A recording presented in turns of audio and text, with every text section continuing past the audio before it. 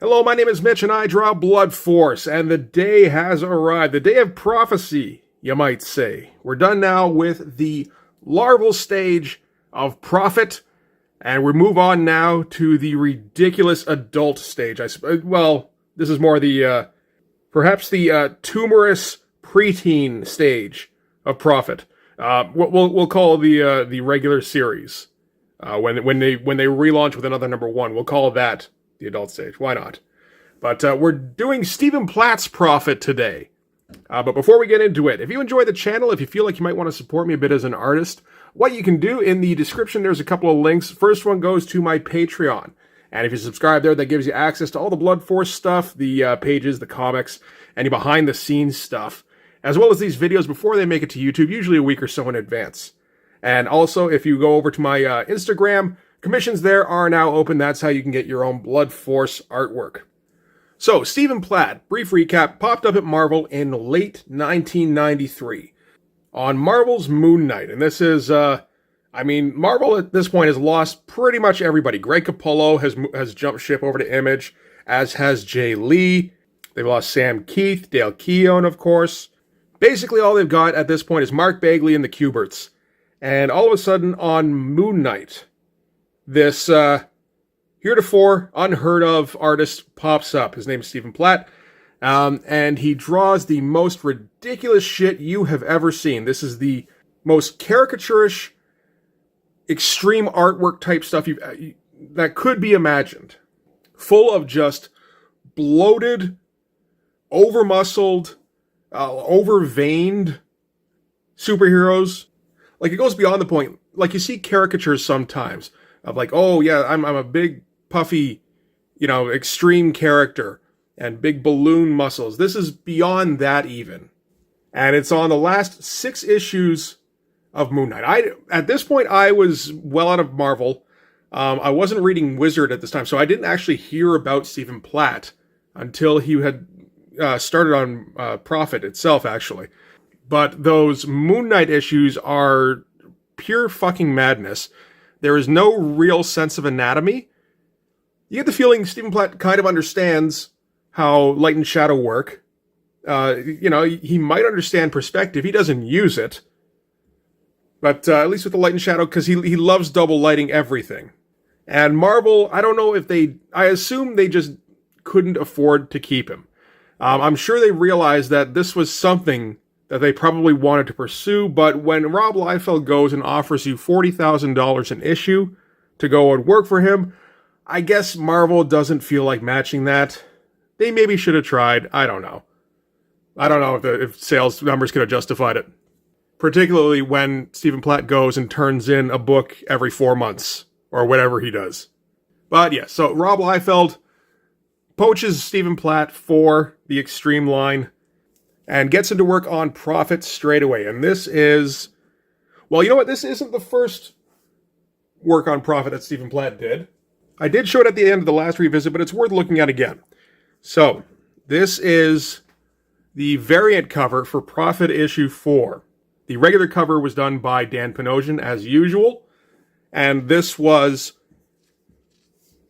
the alternate that you could pick up. And I don't see why you wouldn't pick this up. And this would eventually get hyped up by Wizard as a huge, in the speculator era, this was one you had to buy because it was going to go up in value, right? And you can see, like, everything is there right from the outset. He has improved a bit since Moon Knight. There's a lot of weirdness in his figures, and maybe more so in the faces. But he's always going to get a whole bunch of dramatic lighting in there, particularly the double lighting, which is on everything. All the veins in the world. We're going to get a whole bunch of detail on this thing in the background here. Whatever, this nuclear reactor apparently he's been strapped to. All sorts of little panels and details on everything. These guys here, their guns have all sorts of detail on them. What looks like maybe multiple clips. I'm not even for sure. But like more detail than you can really even discern. That's kind of the Stephen Platt calling card. And so Stephen Platt would do a few issues of Prophet, at least, about as many as he was able to churn out in a year, which is not very many at all.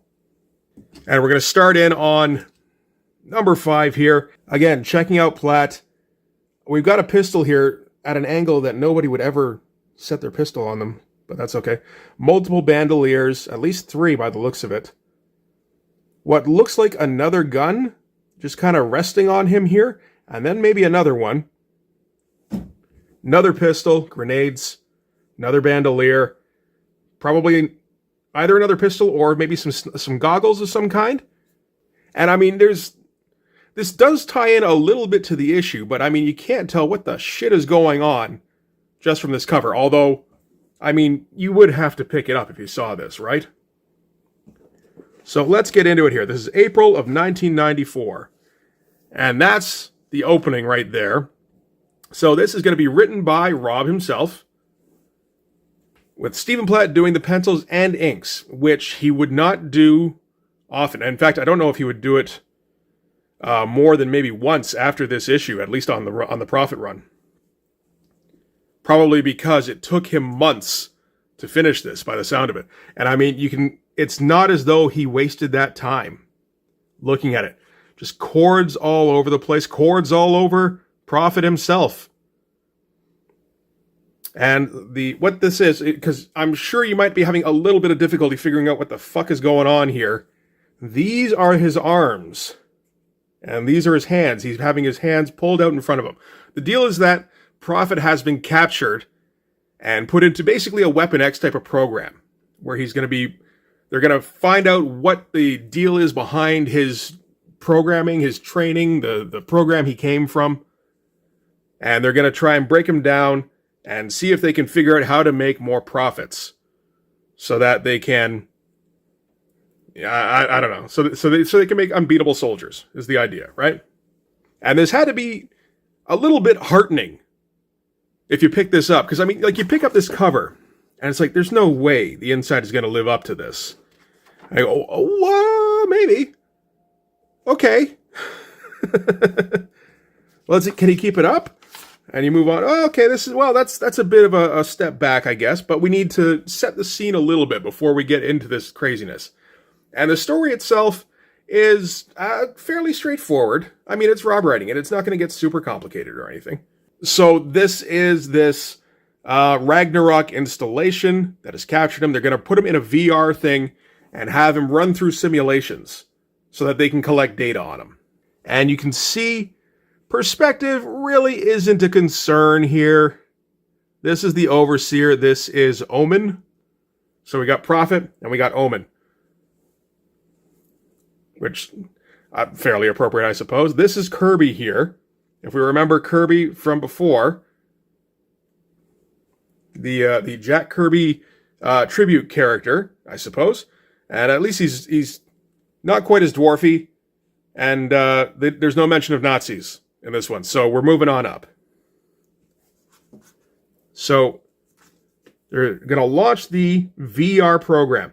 And so here at the bottom we get, I feel like I have to translate a little bit. This is Platt in profile.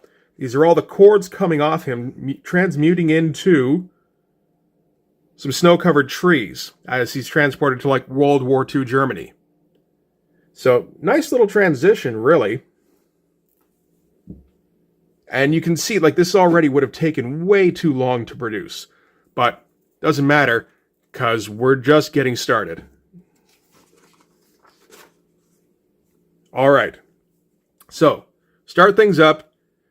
Prophet buries himself in the snow. He's very inconspicuous. Doesn't matter that he's, 30 feet tall and just, like, pumping enough blood through him that you could probably hear it from 20 feet away. But we get these nicely rendered SS soldiers. Their garb seems to be updated from World War II, where they get the fancy blue version. And we're going to see this a little bit with guys walking along, and then all of a sudden, just bloop, they disappear as Prophet, I guess, snags them and pulls them under the snow, maybe? I don't know. And then he pops out and shoots everybody with, like, soot bullets. This is all like, I guess this is like carbon from the muzzle explosions, and you can barely see anything in here. This probably should have just been lit up instead of being separated off like this. But it's okay because the effect is still fun with just all this splatter here. I don't know if you can see, these are just a million shell casings flying off in every direction. And we got a couple here at the bottom, which feels like it's a little bit less than was necessary, but that's okay. And we're going to get our Nazis getting splat, sploosh, sploosh, splat, splat, sploosh, ptua. And go, oh my God, this is so excessive. Really? Is it? Was that excessive? Was that what you thought? Okay, so we're gonna get the actual shots of the inside of the installation, and all these screens showing different angles of Prophet shooting these guys. I think these are probably reproductions. They must be, because they're different angles, and it's just crazy shit. That looks like Kirby in there. And yeah, it just kind of degenerates into lunacy. Again, all the shell casings. This guy here gets split in half by whatever. It doesn't matter. The only important thing is that he's split in half. We've got a gigantic Prophet here. Just quads of the gods. Double lit, of course. And just tearing through everything because that's what Platt wants to draw, I suppose.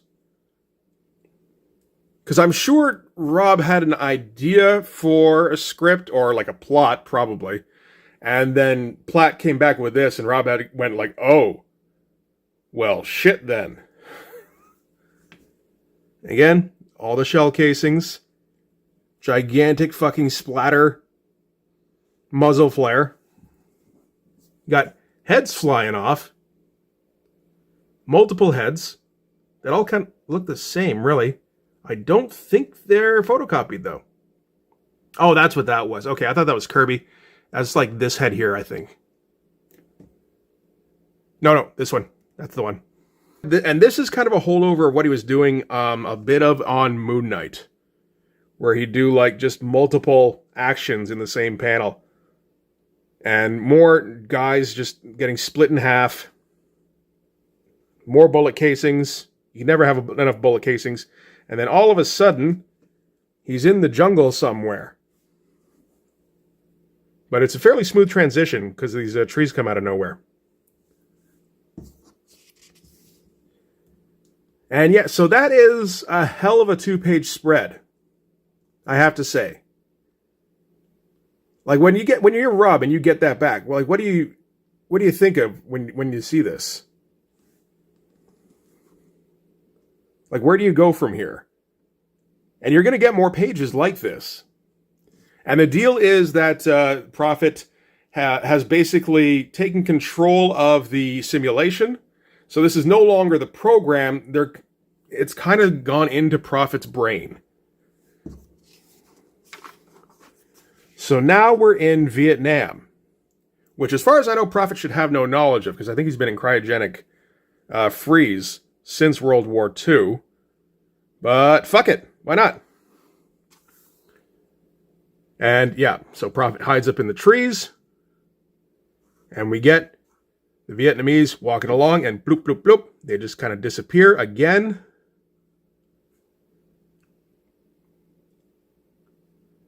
And we get this crazy fucking shot. It's again, a little difficult to make out what's even going on. But this is, again, a gigantic Prophet. Like, this is this guy's body here, and this is Prophet's arm, and they're of comparable size. And these are all the Viet Cong soldiers here being strung up. Because we're getting, like, Predator references. Like, I am the Predator right here. And from what I understand at this time, Stephen Platt has a problem with being a shit disturber at Extreme Studios, where he'll be talking to the other, artists there, all the other Rob clones and his buddies, and he talks shit that, none of their work is anywhere close to his. And which is like a shitty attitude, but he's not wrong. Like, there is nothing like this coming out of Extreme at any time. You think of the books that would have come out leading up to this, and it's Youngblood, which, I mean, the best issues of are probably 2 and 3, and they're nowhere near this. There's Brigade, the less said the better. There's Team Youngblood, which is Chappie Ape, which is passable. There's Youngblood Strike File, which has some Jay Lee stuff, which can at least match the intensity, but it can't match the detail. And of course, Jay Lee's not trying to match the detail. He's trying to get 8 pages out a day. Stephen Platt is trying to get 8 pages worth of lines into 1 page and getting paid for those 8 pages. Jesus Christ. So what the deal is here, again, like, I don't know. And honestly, in this instance, I'm thinking, like, God bless Rob for even trying to come up with a narrative for this. So the deal here is that Prophet has tied all these Viet Cong bodies to himself. Like, this is his hand, and there are feet tied to it. And then he throws them off or, like, explodes. So I assume that the deal is that he just exudes force and they just fly off of him because, like, all the clothes are just shredded here. And again, all the shell casings in the world, all double lit. And we're going to get, again, multiple bandoliers, every bullet completely drawn out. Bandolier. And all done in Micron 01, from what I understand. Like, there's some lines in here, like this, that are either brush or pen nib, I would guess. But all the tiny little detail here, this is all with tiny fine liners. And yeah, just every single bullet casing here. Like, even the creases in his pants are excessive. And everything's shredded.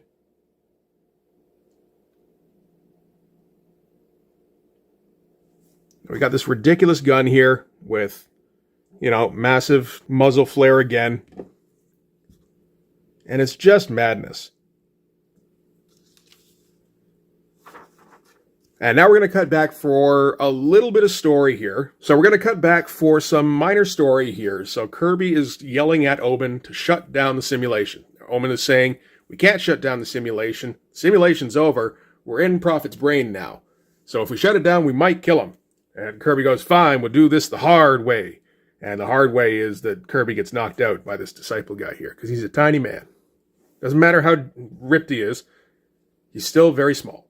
And we're packing 10 panels into this page here, which seems like kind of good economy of, not storytelling. This is not good storytelling. This is like almost ideal image storytelling, I think.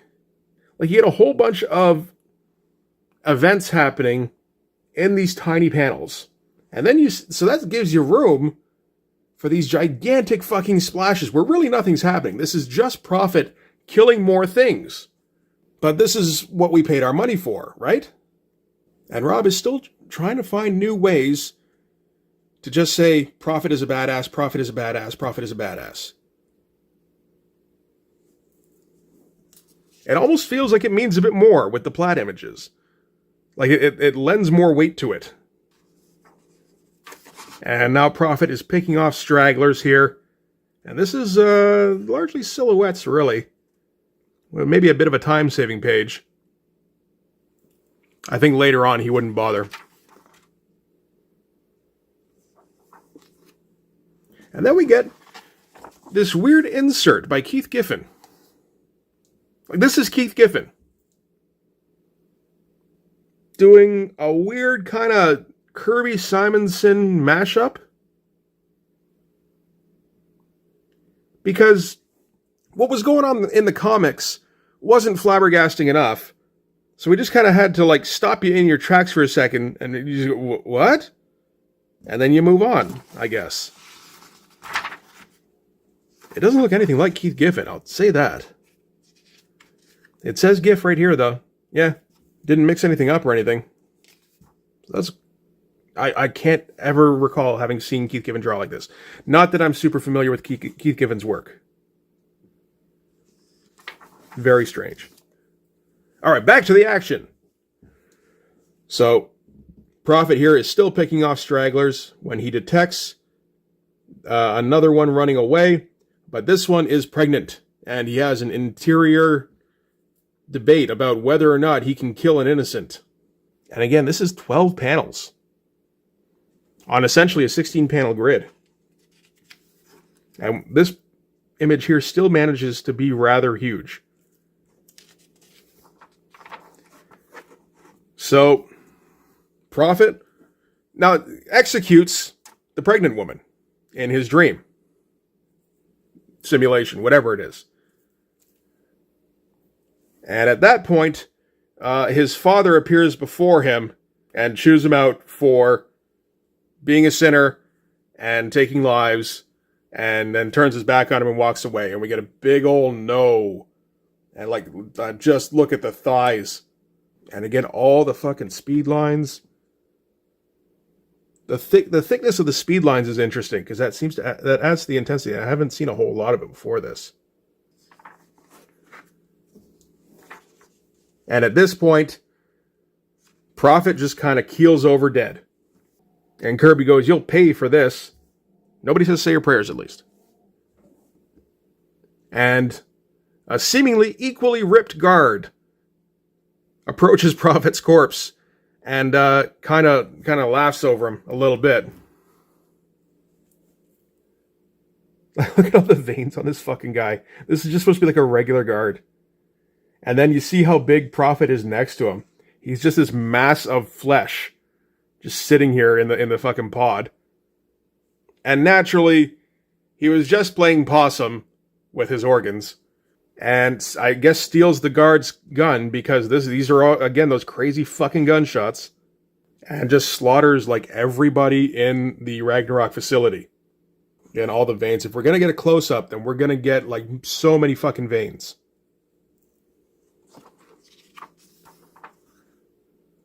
Yeah, again, no real story. Kicks his way out of the facility. Uses the door that he kicked off the hinges as a shield. Before killing everybody again and stealing their car. And since he's so gigantic, it looks like he's in like a little, like, you know, like the little McDonald's toys when they do like a promotion for a movie. And you get like little bobblehead things, like, I don't know, little versions with a guy with a little car under him, that kind of thing. This is that, only for Prophet. And I like this here where he... Oh, I missed this, actually. I saw this earlier. Where this is him running. This is the bend of his leg. And we get speed lines that really conflict with Oh, no, we don't either. See, this is confusing, because this leg crosses over into the next panel. I thought these speed lines were conflicting with these speed lines. I was incorrect. But I like this thing where just like body parts go flying in every direction in Prophet's wake. And so now the deal is they don't know where Prophet is, and Kirby gets to hunt him down. So next issue, the action explodes as Kirby battles Prophet. Be here in 60 days. I mean, you're fucking right, it will be. After all that. That was an actual full issue of Stephen Platt artwork. 22 full pages. Which again is something we probably will not see very much of again in future. Oh, this is where Brigade's at this point. So it's Battlestone, Cold Snap, Seahawk, and Roman, apparently. Okay, good to know. Bloodstrike number 7, I think. With Chapel on the team at that point. And this isn't drawn by Jay Lee, it's just a Jay Lee cover. But I believe this is one of the ones that is written by Keith Giffen. It'd be nice if we saw a bit more of going in this direction with more Jay Lee, more Stephen Platt, and it kind of inspired this new era of madness. But that wasn't to be, because we were entering into the Joe Mad era. That was what made the money. So that's what everybody started copying, including Stephen Platt, when he would do Soul Saga. And we've also got Black and White by Art T-Bear. And can you imagine anybody being excited about this after that comic? Poor Art T-Bear. All right. Oh, and this is the 9-issue piece of the puzzle pinup for Black and White, which is just this shot, only even larger. And like, this isn't enough detail to fill this particular spread. So yeah, no, instead get it like 3 times the size. So that is it for Prophet number 5. Yeah, like I said, I was not into any extreme titles at this time. I had washed my hands of extreme titles. I didn't buy much of Youngblood. I bought the first few issues of Brigade and went, nope. I bought the first few issues of Bloodstrike and went, no, thank you. I believe I bought an issue or 2 of Youngblood Strike File for the Jay Lee stuff, and then got stuck with the Rob Liefeld stuff in the back as well. So yeah, at this time, I would say I'm officially out of Image Comics, except for Wildcats. Jim Lee's doing his crossover with Chris Claremont and his characters, and I'm losing patience with that whole thing. But like Savage Dragon is on issue 9 in April 1994. I'm out of that. Spawn is post the Greg Capullo issues, the first 3. And I've decided at that point it's not worth looking into anymore. I'm done with Cyberforce post Killer Instinct. And this starts popping up on Wizard. And I just see this as more Image excess. And I'm done at this time. Which is a shame, because now I look back and I'm like, fuck, man, this would have been awesome if I'd actually checked it out. I think at this time I was reading Marvels.